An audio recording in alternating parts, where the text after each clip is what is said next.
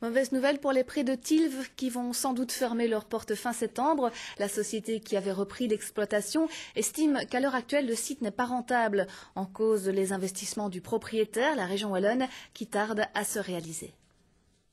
Les exploitants des prés de Tilve n'attendront pas la faillite comme leurs nombreux prédécesseurs. Ils envisagent de fermer boutique fin septembre.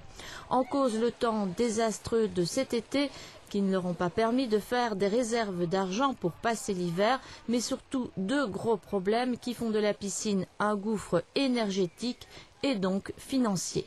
Malheureusement, le temps n'a pas été de la partie, donc c'était le premier problème. Le deuxième est qu'il y a un gouffre énergétique ici qui est dû au chauffage de la piscine. C'est-à-dire qu'on a à peu près 800 litres de mazout qui partent tous les jours pour tenir la température de l'eau à 21-24 degrés.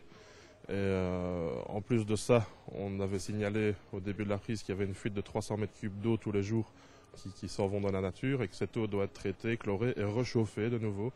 Ça fait 3 mois qu'on attend et qu'aucune solution n'est proposée au problème. Les prés de Tilve sont la propriété de la région wallonne. La SBL gestionnaire du site lui a demandé de faire un dossier car il y a des solutions pour utiliser moins de matières fossiles.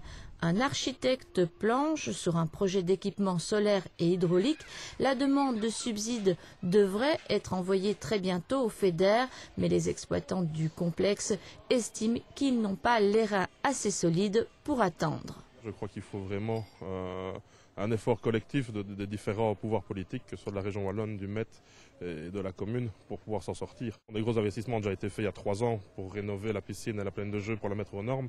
Je crois qu'il est temps qu'on continue ces investissements pour rendre ce site rentable et qu'on ne devienne pas encore un travail inutile, un des travaux inutiles de la région wallonne. Nous avons les charges journalières à payer et déjà pour l'instant on arrive tout juste à boucler le budget, donc dans un mois ce sera vraiment irrentable pour nous et on préférera fermer, c'est sûr. La société exploitante pense pourtant que le site pourrait être rentable si le budget n'était pas grevé par les problèmes de la piscine.